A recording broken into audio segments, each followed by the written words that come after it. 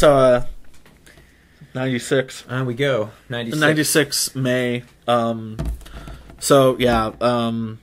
Well, here's the thing. Okay, I decided that if we were gonna talk like this, I was gonna be honest and really lay it out there. So, here's what May is about. Partially. Well, it's about a lot of things, but well, first of all, Kristen was around by this point, and we would run around Columbia. Because, everything was very virtuous there, and everybody was on the right side. And, black students, would be, young black students would be taken in by older black students because you have to portray things correctly. And it's repression, the portrayal, manipulating the portrayal of something in order to project a positive image about whatever. That's fucking fascism. That's what Hitler did. Okay, that's bullshit.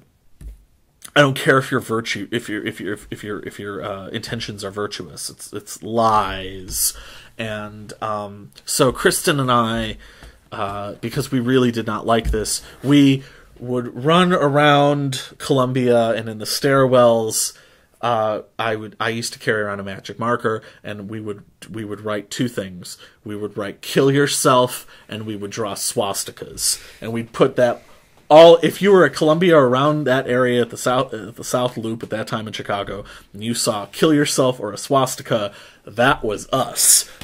We did it all over the place. Because I just really did not like this phony baloney hustle. It was a hustle, It's pandering. It's a hustle. It's horseshit.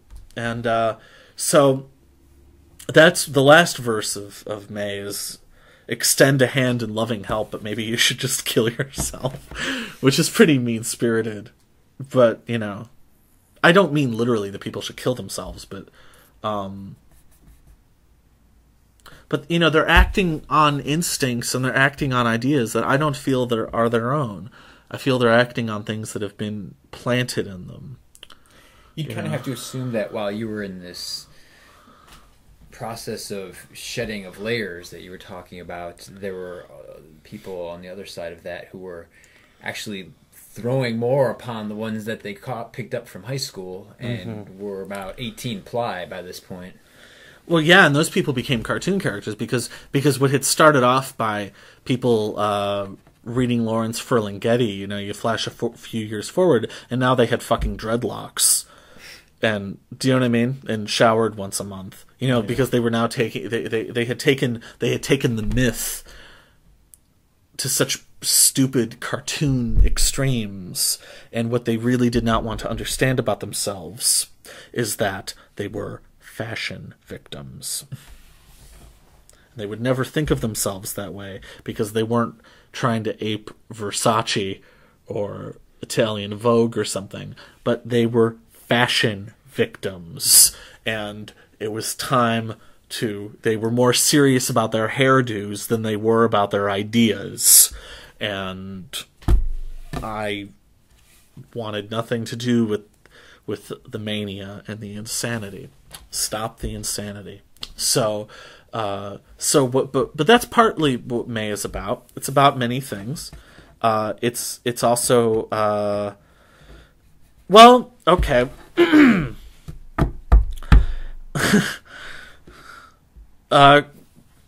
I was dating somebody named Kristen. Kristen, if you hear this, I apologize. I'm sorry.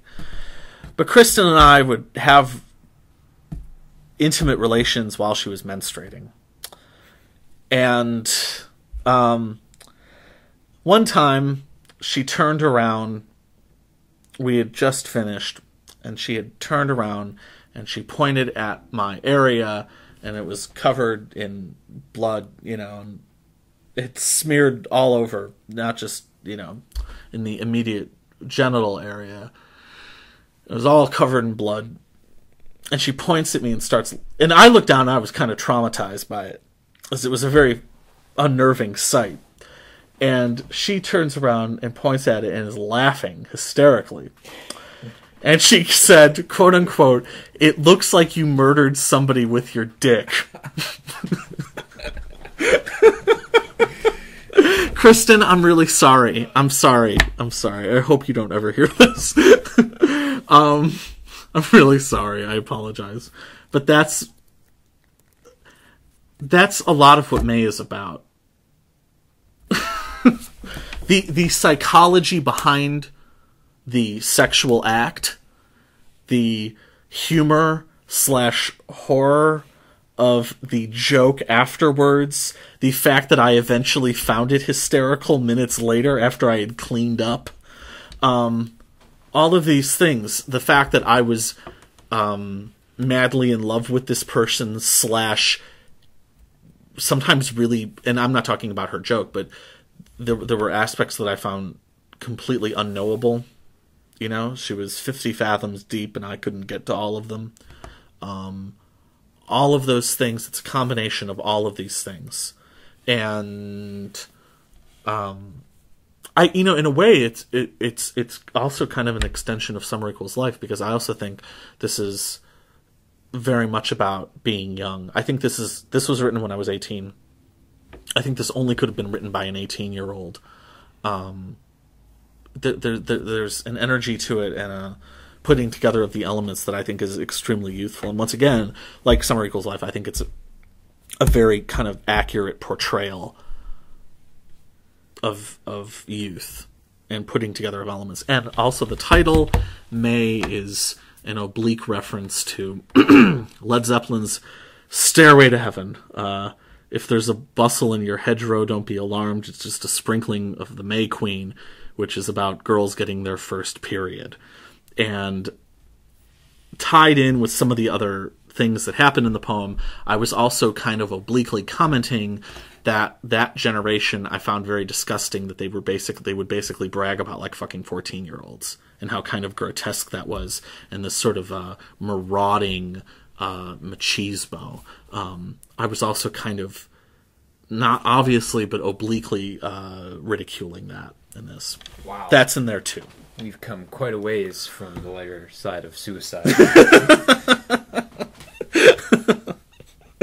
So that's May. Well, should I tell you the other part? Absolutely. I've never said this out loud. God. And this is going to get very confusing very fast once I say this. It's also a bit of a love note to somebody who had died just a couple years before that. It's also a bit of a, not tip of the hat, but a something of a message of love to Kurt Cobain. Because there's a song on In Utero called "Very Ape," where the out of the sky into the ground into the dirt. You can see some of that. It's referenced. No one would ever know that it's being referenced. I just told you, and now everyone's going to know, and now everyone's going to see it. No one's seen it for 15 years, but now people will. But that's in there. So I was also thinking about Kurt when I wrote this, because I haven't in a number of years, but especially back then, I would go through these very weird phases where I would like miss him intensely, even though I didn't know the fucking guy. And even though I get the feeling he wouldn't have been all that much fun to hang out with, I don't think he'd be a lot of laughs from what I see. But it's also something of a hi hello to the spirit of Kurt Donald Cobain.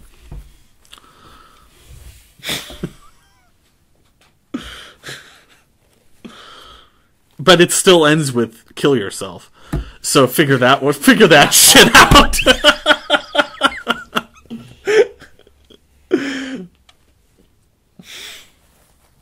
That part's not about him, I guess. Well, it's not about him, but it's just, he's in there somewhere. Yeah. I remember there was this girl that used to chase me around back then, and she was a very big fan of the Plastic Candy Fetish book, and she thought the opening, the Get It Together, Get It Yourself, was like me talking to myself, like I was like shaken, and I was like, I have to get it together, and like No, those are declarative statements at the audience. Like, if you can't tell the tone of this thing, you don't understand any of it. Because she had come up, it was like an A.J. Weberman, you know, she'd come up with, like, these fucking ideas about what all my stuff was about. And she was never correct about any of it, so. Oh, and this was also, maybe I said this, I don't remember. This was also written at the exact same table and chair that I wrote Epileptical Illusion at. It was a power spot for me. I would sit down and fucking knock them out there, man. About these power spots, are there vacuum spots? I mean, fuck yeah. Is there the opposite? Absolutely. I've gone to hotels to write, and nothing happens. I found rooms that I thought were perfect rooms. Our old apartment in Oak Park on the first floor, there was this perfect room. I was like, this is it. I'm gonna write 10 books in here. There's certain elements you're looking for when you size something up? I don't, you know what? No, because you never really know. Because there have been rooms... You can't walk in and just kind of get a feeling immediately, positive or negative? No, because I've walked into rooms that I thought, oh, this is it. Here we come. And nothing happens. It's really not until I sit down and do it that it becomes apparent that something is there and I can work with it. So it's hard to explain what that is. It's very hard to explain.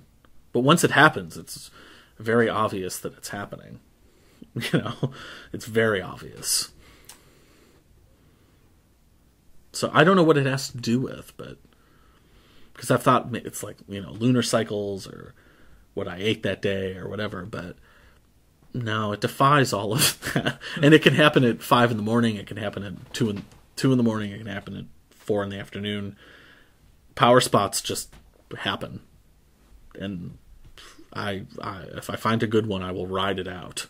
And then eventually they stop being good. That's the other thing. Okay, you can run them out. You know? That's the other funny thing about them. Dry up the husk. Yeah, it's very true. You know? That's fascinating. Yeah, and that's happened all throughout my life. I don't know why that is, but I don't know. I think it has to do with level of comfort. You know, when I would write at Columbia, I was always the first person there. They would unlock the door for me in the morning, so I was always the first person there. I think that had something to do with it, because I was really, really, really super comfortable there. You know, and then other times you just get lucky. You know, you'll go to a place and write something and it'll go really well, and you go back and it never happens again. So I don't know. I'm not super into the power spot idea, by the way. I just know them when I see them. But I mean, I it's not like I won't write somewhere because of it, or do you know what I mean? It's not like it dictates anything for me. Yeah. You know, it just, if I find a good one though, I will go back to it and do it and do it and do it there. You know. So. All right. Now we come. God help us all. One. Yeah. Super big.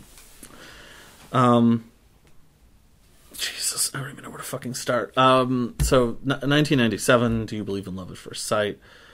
God, there's so much I could say.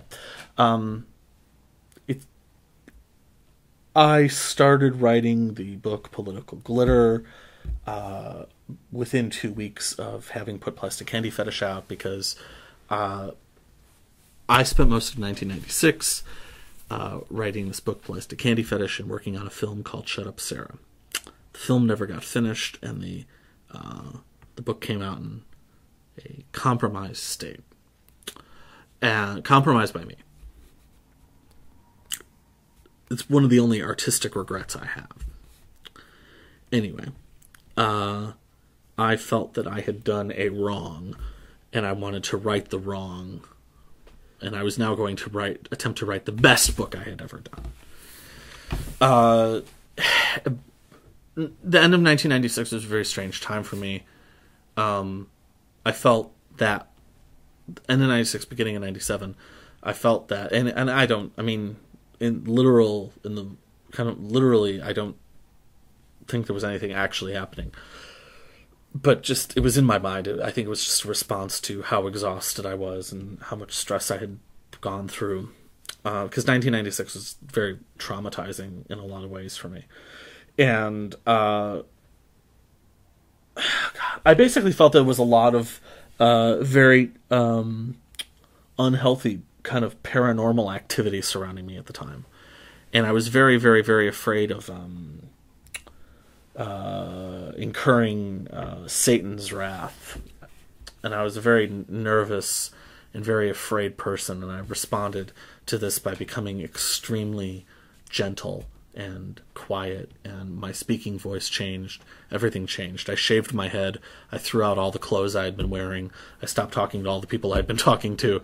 I became this... Like, I became a guy who couldn't even listen to the first Velvet Underground record because it was too intense and too sort of visceral for me. It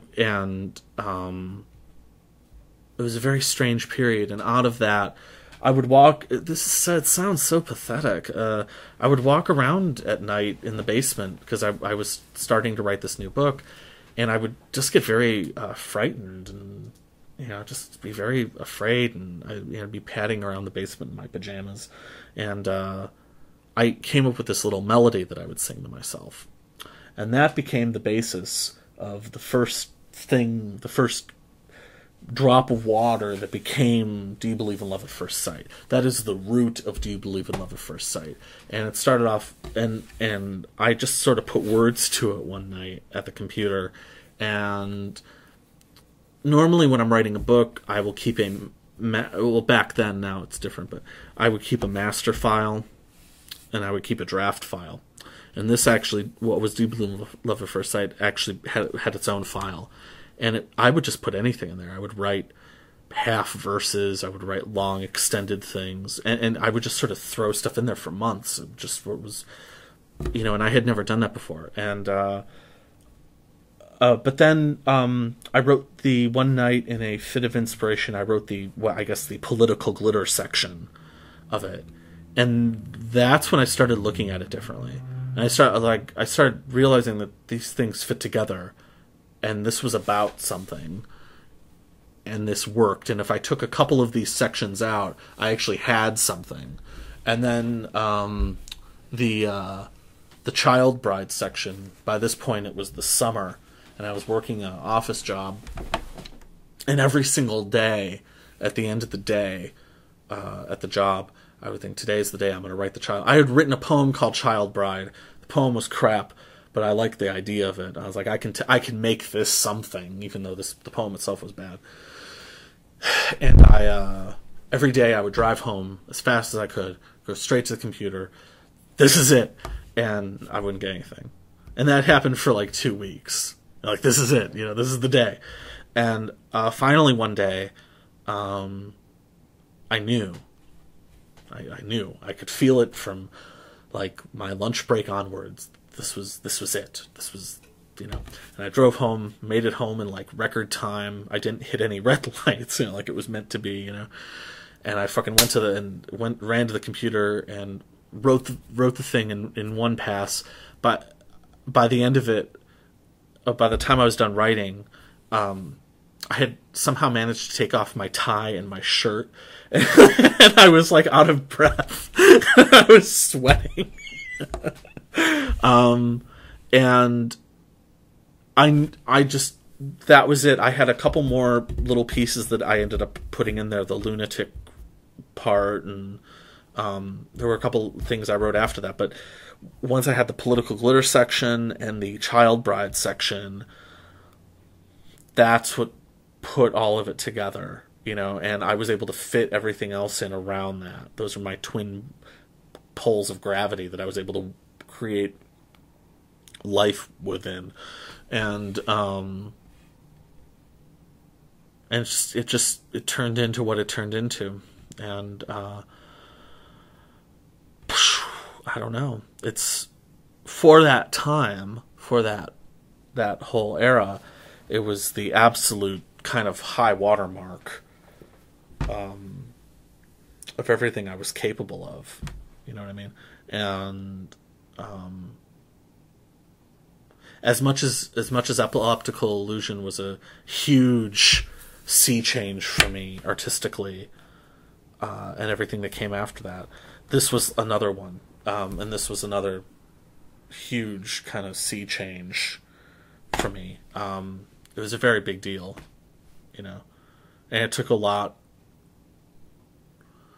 It took a lot of, I don't know, whatever you want to call psychic strength to write it. It took a lot for me to do. I had to manifest a lot in order to create that. Went through a lot of hell, you know. So, and that's what people don't see. And that's one of the things where I get resentful sometimes with certain people. Because, like, they just want you to, like, keep doing it.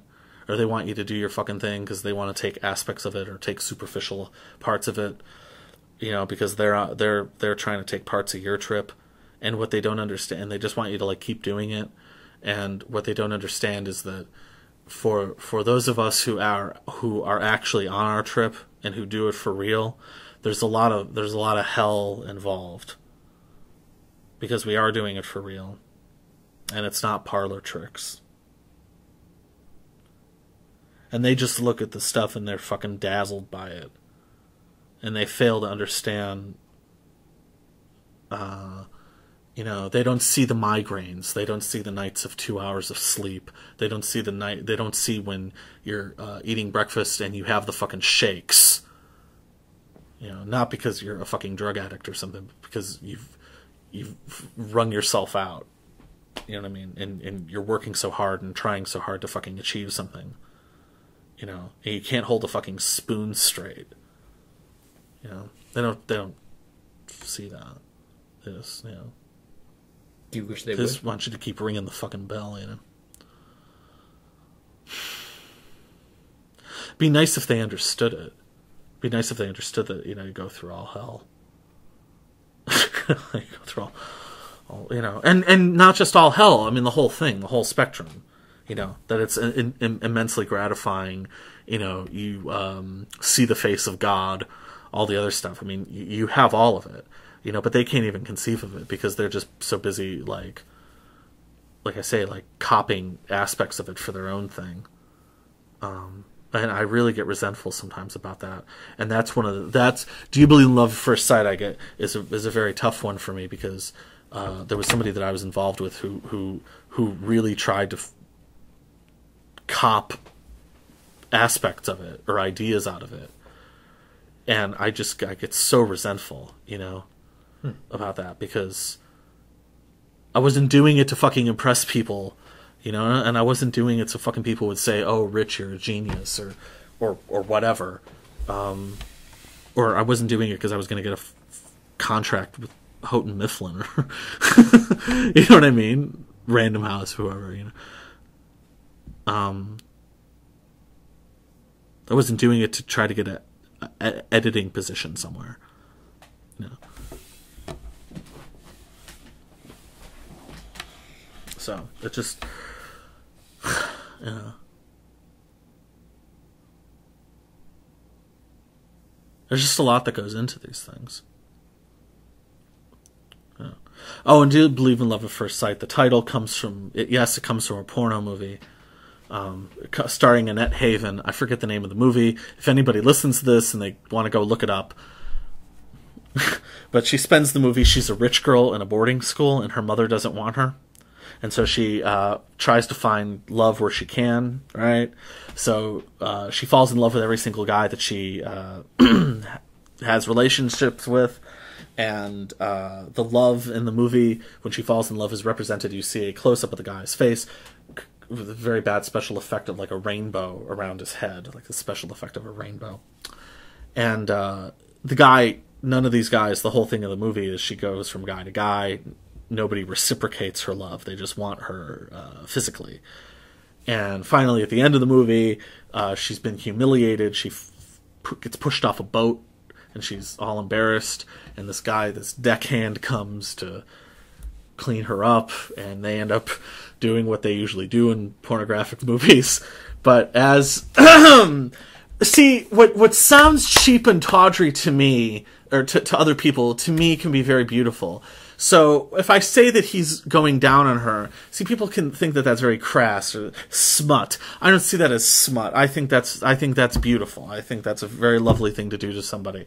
So he's going down on her, and she has and they're in the shower. It's very beautiful, and she has her hands in his hair, and she starts asking him all these questions like. Do you like whatever, his likes and dislikes. And she is controlling his yes or no by pulling on his hair. Gently, just like yes or no, right? And then finally she ends with, do you believe in love at first sight? And there is Annette Haven, the way she says those words, there's such a genuine hope in her voice. She wants so badly for this guy to say this, but instead, it's cute too because she makes his head nod yes, and then he's done performing on her. She looks at him. She sees the rainbow, but then he looks back at her, and there's the rainbow back. And I thought this is kind of the only fucking thing I could ever call this poem. Because this poem goes in so many different directions, and there's so much happening. And it's such a vast spectrum that, yes, I'm going to title it out of a scene in a porno movie, because that is my kind of logic. The place where you would expect least the title to come from. Fuck it, I'm going to make that Why not? So that is the untold story of the title of Pull the fruit from where you can. Do you believe in love at first sight? And it sounds very crass to say that, but in a weird way, I was actually very moved by that scene. Back then, by the way, there was this girl, the one who was always chasing after me. Her father was a devotee of 70s pornographic films, and we would have porno parties at my house. So I would have like 10, 20 people over, and we would watch 70s porn movies. So that's actually where it came from. Is she would bring these films over. So like all the stuff that they referenced in Boogie Nights was all that kind of. We were doing Boogie Nights years before.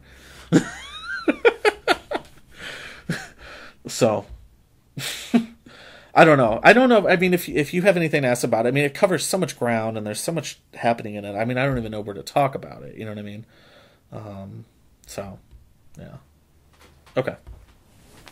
That was not bad. We did that in 10 minutes. Yeah. It's not bad. Not bad at all. Moving on. Oh, Silver. Yeah. Silver may... I'm pretty sure Silver was actually written at the end of 97, but shh. I did Political Glitter. I had done... Before that, I had done Plastic Candy Fetish. And I really did not want to write another long, surrealistic book. I really, really, really did not want to do that. I felt that I had done a couple of those, and one of my big problems with Political Glitter was it ended up being 15 pieces. It really should have been 8 or 9.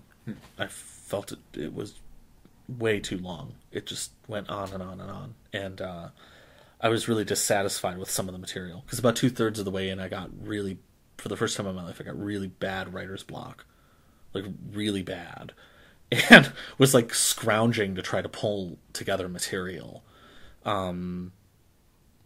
So I couldn't imagine doing another, So anyway, at the time, I'll try to make this succinct, because this could go on forever.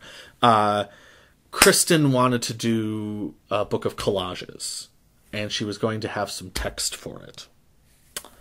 And what I said was, I'll help you edit some of the stuff. And then it became, I'll write a couple things for you, like I'll ghostwrite some stuff for you. And then it became, we were going to do a book together. And what we were supposed to do is we were going to do a series of like 10 books together. And they were going to come out like every few weeks. And they were going to be short and kind of hit the ground running. And none of that ever happened. So really the whole concept of Caesarean and what that was supposed to be really kind of died in the crib. It really never became what it was supposed to become. There was also supposed to be a movie that was supposed to come out. that we filmed a test shot for. One test shot. Which I ended up, because I am the way I am, putting it out as a 30-second short film.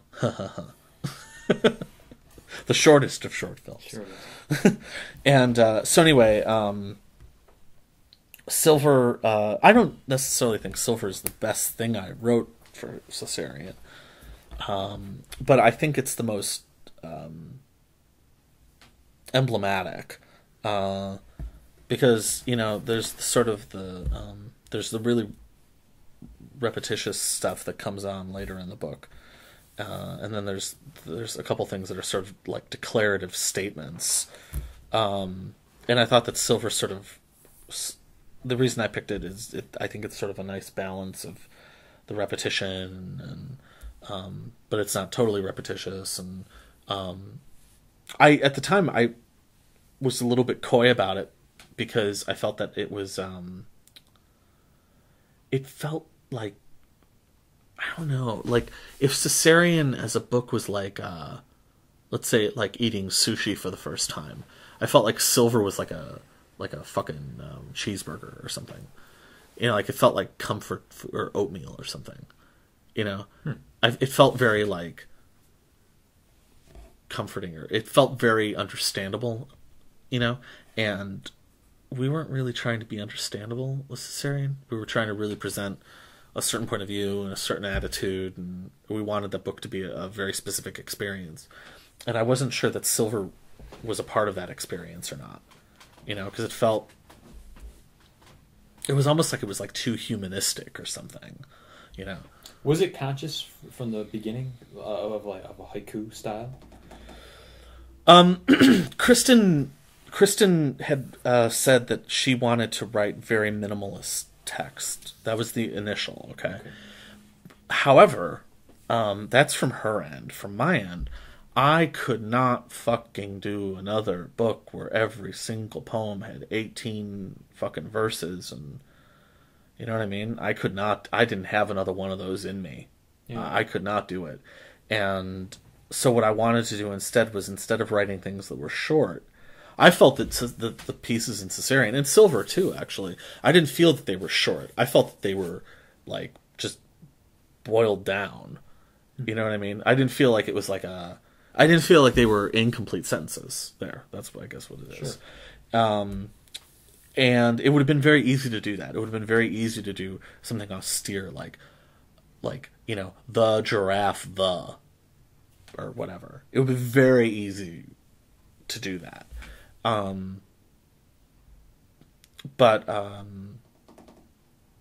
that wasn't, you know, and it was really like just complete thoughts. You know, I felt like some of the stuff in Political Glitter could have been said in 10 words in some cases, you know, and that's what Caesarean was. It was just like, well, we're just going to compact it. What was 18 verses is now just going to be like 8 words. And in light of what you had come off of, I mean, it sounds like there was not much of a hurdle to get over. There was nothing intimidating or daunting about this brevity that would leave so much to the imagination of the reader. Yeah. Well, you know what's funny, what's interesting is it wasn't daunting, but it was humbling, because I wrote crap as well as stuff that made it into the book in equal measure. It was almost a 1-to-1 ratio of just lameness. And then, oh, well, this is good. You know, and it was funny because it was very clear. I mean, there was no middle ground. It was, this is good, this doesn't work. You could shoot him off pretty easily, though? I wrote the whole thing, well, I wrote most of it in 2 nights. Okay. The vast majority of it. Just one after another. And then, you know, Kristen and I, we spent a lot of time together back then. And if you, I should show you the draft sometime. We have stuff written down on receipts, like in Walgreens. Like, she'd be paying for something at Walgreens, and we would just be talking, and we'd hit it, you know. Yeah. And I'd just pull out whatever paper I had in my pocket. I had like a receipt, and I just wrote it down on the receipt. Wrote it down, run thing down on a napkin in a restaurant. If you're having a conversation. There was a homeless guy who kept saying God is not marked, and Kristen was telling me this story. And I was like, well, that's it. That's perfect. That's God is not marked. And I took a fucking napkin and wrote it down. That works here. God is not marked. There it is. And that's one of the pieces in Caesarean. So, so...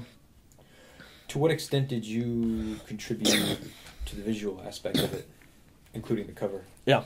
I took the cover shot. And there were two that we could have gone with.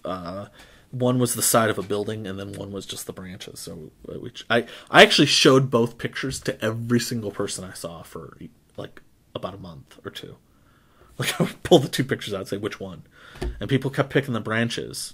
I left to my druthers, I may have picked the side of the building. Oh wow! But everybody kept going with the branches, so I was like, okay. I've always thought those branches are a perfect visual representation of what's going on in the book. Yeah, thank you. I took that by myself. I borrowed my parents' Instamatic, and I was walking to Kristen's apartment from the train. And I tell you this, that cover could have been the cover of any number of books. I always wanted to have like the gray sky interrupted by something. Yes. I could have used that. Could have been No One Will Ever Love You, Plastic Candy Fetish, Political Glitter, Fear, you name it. It could have been any of those. Yeah. It just happened to be the cover for Caesarean. The collage is 100% Kristen. The only thing I had to do with that was picking the sequence of them. That was 100% her. She worked her ass off on that. She did a beautiful, beautiful, beautiful job. Yeah. But that's all her. I cannot even pretend to take credit for that because she actually did all that stuff in secret. I didn't see any of it until she was done. So all I knew was she was working. That's all I knew. She didn't present anything to you and say eliminate 3 of these or anything. It was everything she brought was all went in. Yeah. Okay. And what we did was we had her pieces that she had come up with. We had my pieces, and then we had the collages, and we just sat there one night and sequenced the whole thing. And the sequence was actually where the whole concept of the book was born. So the whole kind of narrative of it was invented when we were sequencing it, and that was all mine. And I have to. It sounds really whatever, but self-aggrandizing. But Kristen, I remember, was like really amazed that I spun this thing out of thin air. Because she was like, she almost thought that I was like lying, like that I had been planning this or something, and I just hadn't told her. But no, I invented the whole thing on the spot off the top of my head. Yeah, I saw it. I saw the stuff, and I was like, well, it's very clearly this is the story.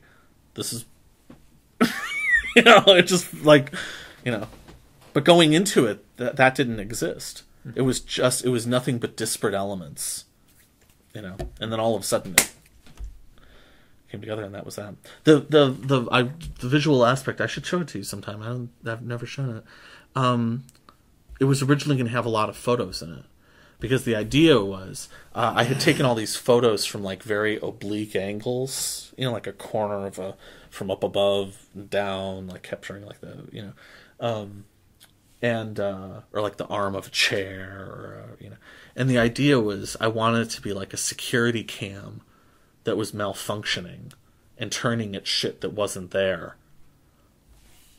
So that was actually going to be the original kind of idea of it. But we didn't use that.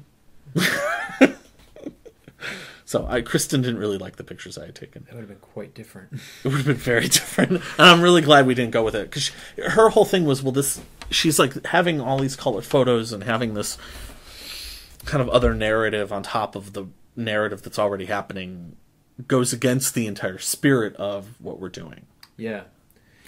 So right away you think, though, that it's a shame you didn't go with that concept for one immediately afterwards.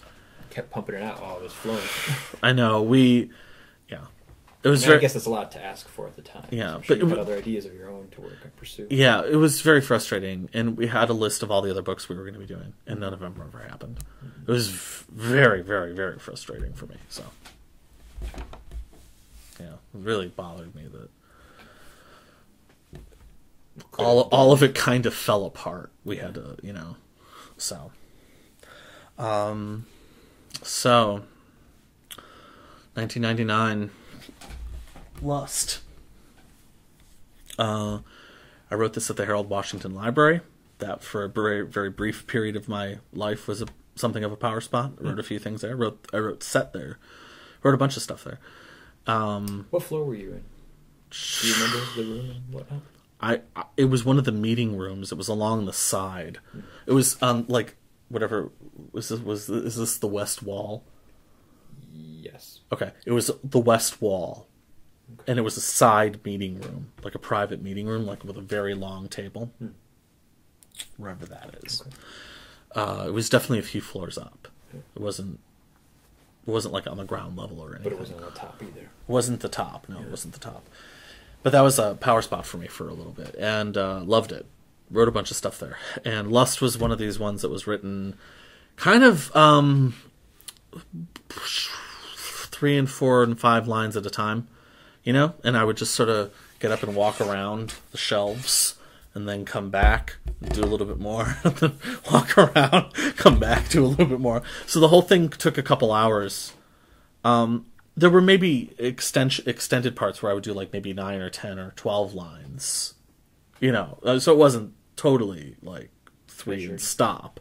It wasn't like that, but sometimes some of it was longer, you know.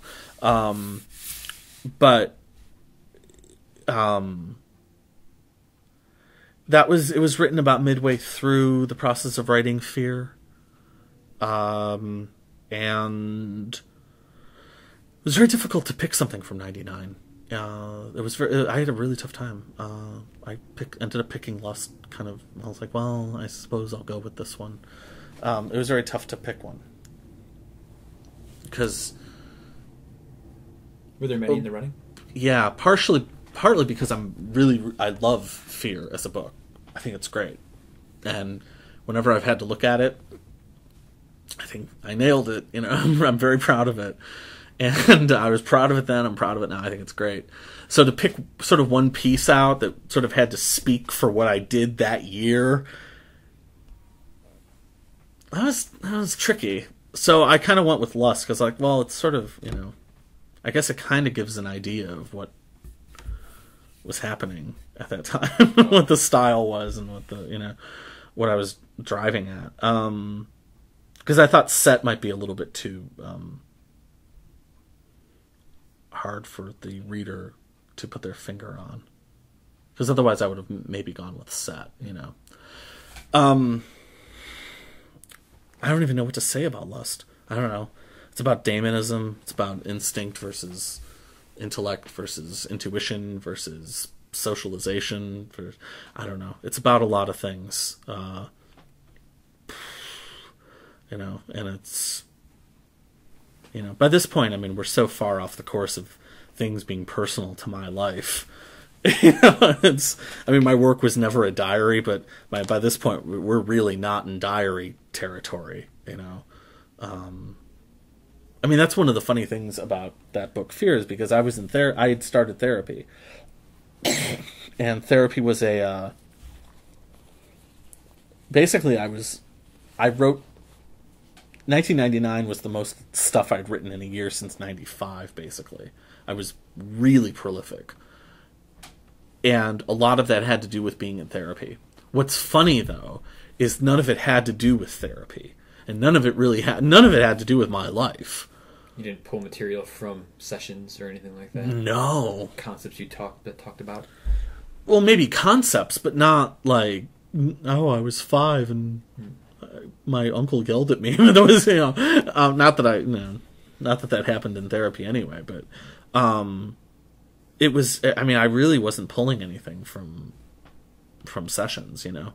I think if it has anything to do with therapy, what it has to do with is therapy. I became very, very, very disciplined when I was in therapy. I really made it the focus of my week. It was a very big deal for me, and I would think all week about like what I was gonna like. I basically distilled everything down to an hour, you know, and it almost got to the point where I would do like hour-long monologues almost, you know, and Marilyn would toss in some questions, but it was really like the distilled essence of what I had to say. I would really boil stuff down. And that was kind of combined with the job I had at the time. I was a page at a library, and I would just carry these books around. I never used a shelf, like the push cart thing. And I would just carry, like, there was something about the constantly, like, honing my thoughts down, because I knew that Tuesday at 2 or whatever, it was on, you know, and there was something about that, and then, like, the combined, like, the physicality of, like, walking around for hours carrying, like an armload of books, you know, and then the discipline of the writing. Like, all of these things sort of converged, if any of that makes sense. I don't know if it does. But I wrote, like, all the time.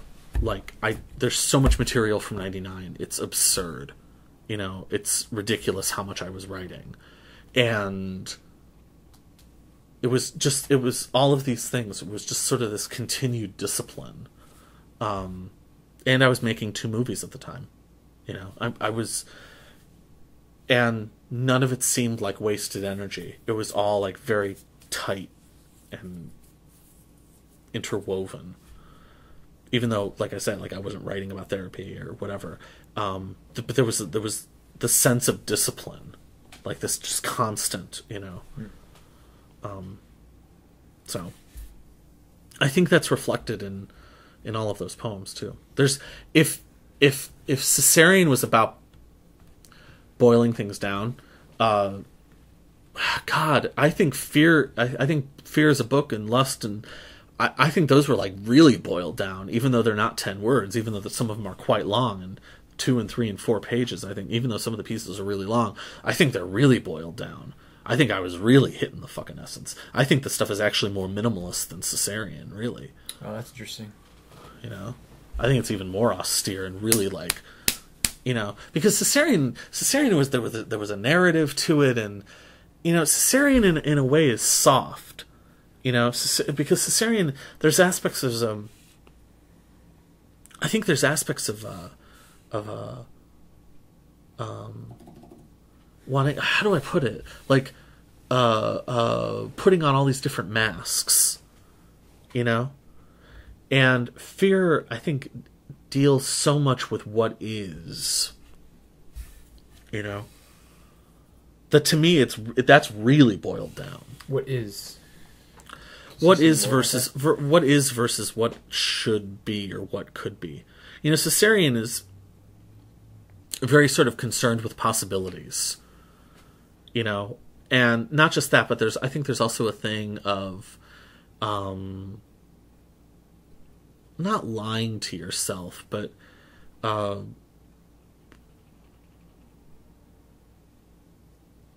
there's sort of a projected fantasy world in Caesarean. Sure, especially in the graphics. Yeah, and there's a certain amount of, you can look at it like the culture that is sort of almost being examined within Caesarean is one of people dithering around, you know, and fear does not deal with what should be or what could be or what are the, fear is about what is, you know, so you are shitting in the shallow end of the pool, or you join the army and you're being fucked, and this girl committed suicide and now she is dead, and I myself do not want to die. And, you know, there's a very, like, you know, lust is not naive and lust is not evil. Lust is the complete circle. It is, like, there's a very what is sense to it, which I think is part of what makes it so strong. Yeah. You know? Sure, 'cause reading it, you're going to have to reconcile with these things Yeah. for yourself. Yeah. There's a lot to that. You can put it down, but it's resonated already if you actually read it, you know? Yeah, yeah. There's a lot to that. Plus, I think the other thing with Fear, just as a book, I have to say this, I think I did a really fucking great job of putting a lot of different elements in there. It is not just Sturm und Drang. I think the moments of happiness in there, the moments of empathy are very real, and I think they're just as strong and just as well written as the Sturm und Drang stuff, you know. And I think that's important. I think there's a writerliness that carries all the way through. So I think there's actually quite a good range of moods and psychological states represented. And I think that the writerliness and the discipline of the writerliness is what carries that off. So there's humor, there's despair, there's the telling people to get stuffed, there's the telling people that they're beautiful, there's, you know, I think that's really, really, really significant. That was a big deal for me to achieve that over the course of an entire book. Because it's the moods that are, I mean, emotion. It's not very visually rich, is it? The whole book, basically. It was self-consciously designed not to really have any images. Yeah. Really get a sense of that. Yeah, that was by design. And you know, you start with that darkened the cover. Yeah. Where it's more of a muscle of emotion with the arcing of the figure, and it's that black. So it's kind of like, no, you're not necessarily using your eyes here. yeah. And then the seraphim clutching the serpent. Yeah. I thought that was kind of like, you know, when I found that, I was like, that's a pretty good indication of what this thing is about. Yeah. The seraphim clutching the serpent, and then the bit taken from the stolen. I stole it, like I stole the image. Not just I stole the image like it was printed, but like I actually stole it, the publication to get the image of. That was the person's actually committing suicide. They're jumping backwards off a ledge, and that's from the illustration to accompany Lester Bangs' original review of Lou Reed's album The Bells, which was a very big deal for me at the time. And one of the things that was a big deal for me was the fact that, you know, The Bells was about the adults, and Lester talks about that, the adults who fuck up. It's you know, that it's easy to sing about the poor starving children. It's much harder to write about the adults, you know, who are 38 and have become alcoholics and degenerates, and it's much harder to write their ballad.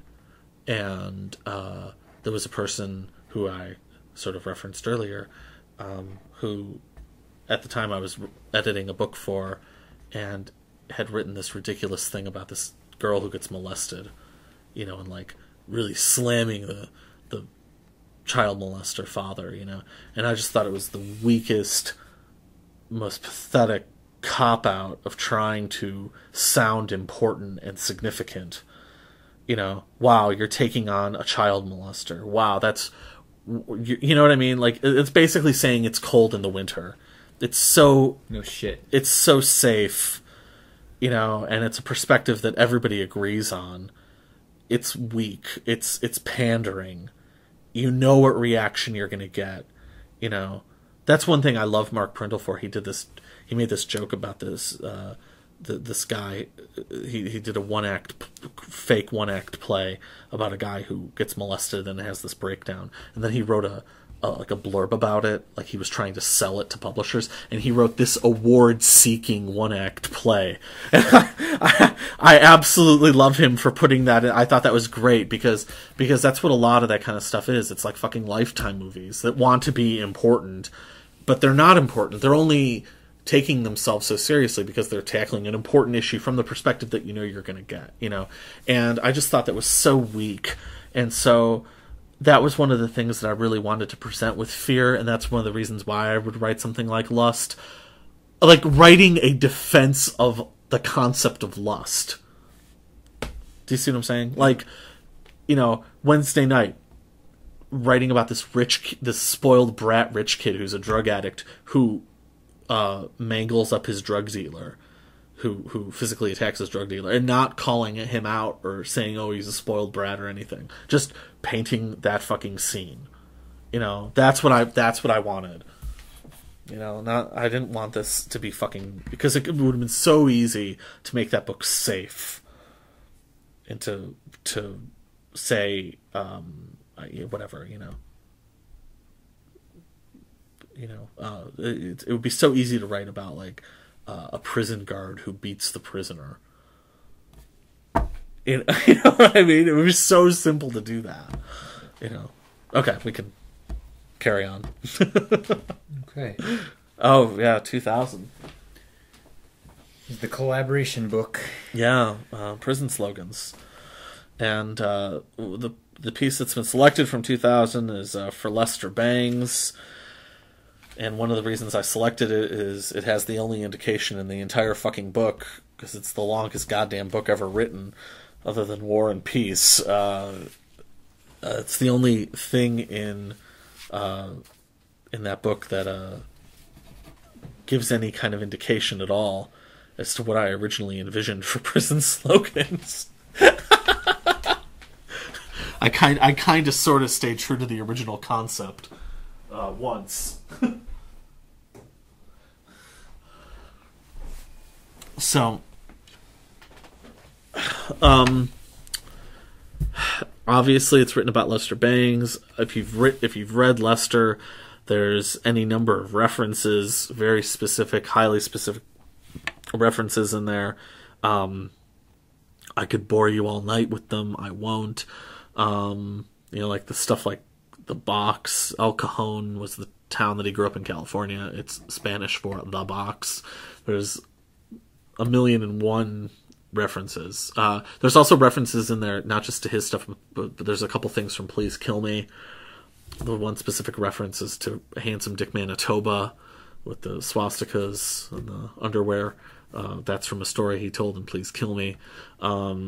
I just sort of combined all of those things. And then there's the middle section, the explosion. That was kind of my original idea for Prison Slogans. I wanted the whole thing to kind of be like that, with text sort of fit in. That's actually why I recruited John and Tim to work with me on it. Because I thought that they could possibly bring some of this, a crazy angular flavor, and get it out of the realm of poems on a page. But that for whatever reason, that never really happened, and I don't know why it didn't happen. Because everybody just sort of started writing poems, which was fine, and it was great. But it was very funny because my original idea, died, immediately. It never even made it to day 2. Yeah, and I don't think I ever knew that you had that concept in mind, and that we were being brought in for that white noise. Yeah. And I know John never knew it. Yeah, and I'm not sure why I didn't make a point of it. I don't know. I don't know why. I mean, when I say it died, I don't mean John and Tim killed it. It's not that. It died because I didn't feed it. It died, you know what I mean? I don't know why. I'm not sure what was occurring that were you perhaps trying to be modest and try not to make it look like we were the sidemen just clanging on some garbage cans in the background? No, it was never about that. It was never about that. That was the thing, is once John and Tim got involved, how do I put that? Once I asked the two to be a part of it, then in my mind it became a firm. It became we're all equal partners. Right. And so we're just going to contribute. So maybe that was it. I didn't want to impose a dictum. Yeah. Okay, guys, this is what we're going to do. I think that's probably why, I would have felt like I was imposing terms instead of it being everybody's equal. Yeah. That's probably what it had to do with. If I, now that I'm thinking about it. It would have been cool that way. It would have been interesting to have it, I think I incorporated a few visual things on there, didn't I? You absolutely did. But maybe just once. I can't really remember. Yeah, well, there was the YYY piece that you did. Kind of a rectangle. Yeah, sort of almost like cage. Swallowed by a square. Yeah, like cage music or something.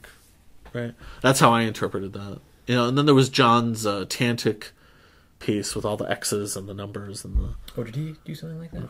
He did one, and I thought that stuff was great. But it really, I think, if there was ever a version that I produced of my original, and this is before I even thought of you guys.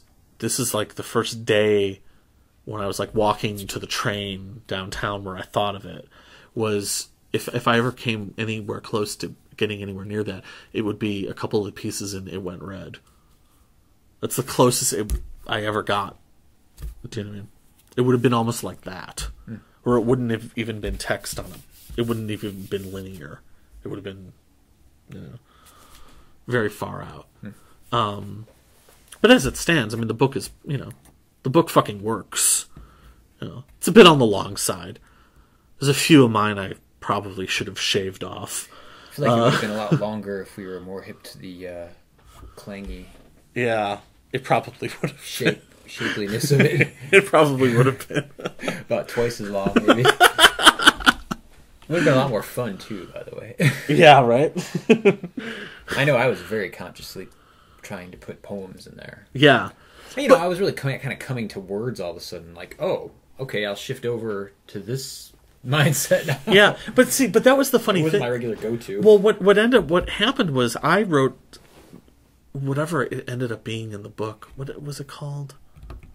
Cynical. The Cynical. I had kind of put that together almost as like a throwaway, and I had sent it to John and Tim, and they worked on it and finished it and sent it back to me, which was shocking. I was just tossing out like a, here's like a fucking Laffy Taffy, and they took it like fucking serious, like, and they worked on it and finished it, and that was shocking. And I was like, I guess it'll go this way then. You know what I mean? Like, I guess it'll be poems. That's what they're doing with it. That's what they gave me back. And I was never even really very fond of Cynical, but I liked what John and Tim did with it. And I felt like a fucking prick saying, oh, this isn't very good. Because I didn't think my end of it was all that great. It was okay. I liked what you guys did with it. But I felt that sort of set the tone, because then John started submitting stuff and then you started writing stuff, and I was like, well, there's 3 people making this thing. I guess this is the way it's going, And I liked what you were writing.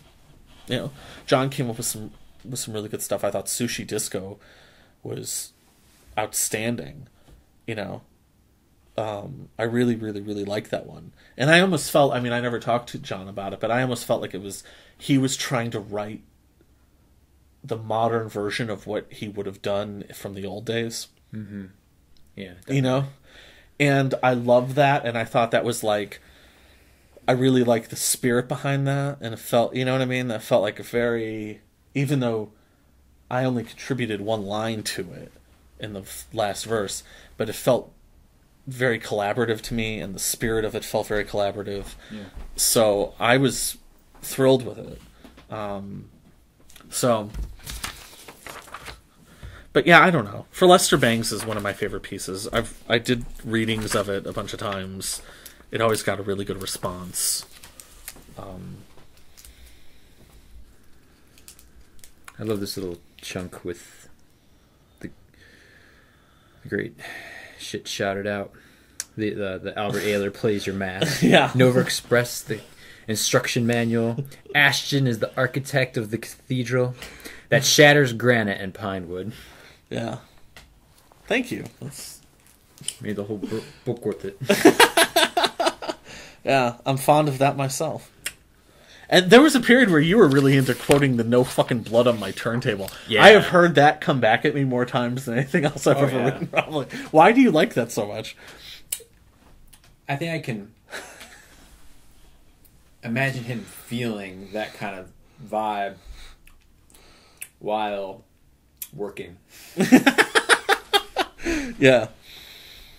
But it's funny though, because that's one of those things where, I mean, like, I just wrote it, you know, and it's funny when someone latches onto something, you know, and it really, like, resonates with them. Because I always start like, well, I wonder what it is they're seeing. Do you know what I mean? Like, because in a funny way, like, in a funny way, I'm not even sure what I meant by it. You know? I think it means that, like, it's not lost on him, and to an extent, like, the listening experience for him, these albums that he reviews, it's this heightened experience. It's a big thing. This is not just, you know, his developed version of baseball cards. Like, this, there's no blood on it. Like, I understand where this belongs in the canon of human thought, you know? Yeah. Like, I'm not shitting around here at all. Yeah. I think that was a really nice, concise way of putting it. Yeah. See, and what's funny is, I mean, I wrote it that way. And I didn't question it. And that happens all the time in my stuff. You know? And I will go back later, and especially if people single something out, and I really think, well, I wonder what it is that they're seeing there, because, you know, I don't question a lot of it. I only question if something sounds fucking wonky, or if something doesn't work. I can identify things that don't work, but I don't particularly question what does work. So,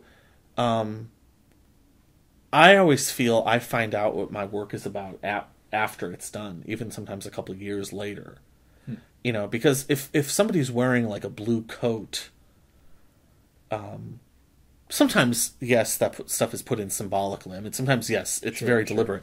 But a lot of the time, that's just the scene that I was seeing. I'm just writing it. It's a blue coat. I don't, you know, they held the gold pen with the left hand. I don't question that. I don't go, well, why the left hand? I don't do that. They're holding the fucking gold pen with the left hand. That's what it is. And I always trust that. I trust that implicitly in myself. And I have from day one. So, you know, I do sometimes, and like I said, obviously there are certain things that, yes, it's very deliberate why it's a gold pen in a left hand. Yes, sometimes that's very deliberate, but not always. And I do let those things happen. Beyond just being central to being productive, I think it's really important to trust that side of you, you know? Yeah. So no fucking blood on my turntable. I never questioned that at the time. Yeah. Do you know what I mean? Like, I didn't even think about it beyond that works. It's the transition out of it's getting into it's the last verse. I mean, do you know what I mean? And oddly, and probably not oddly enough, it crystallizes perfectly. Yeah. Once I receive it. Yeah. Which is beautiful. Yeah, absolutely. Yeah.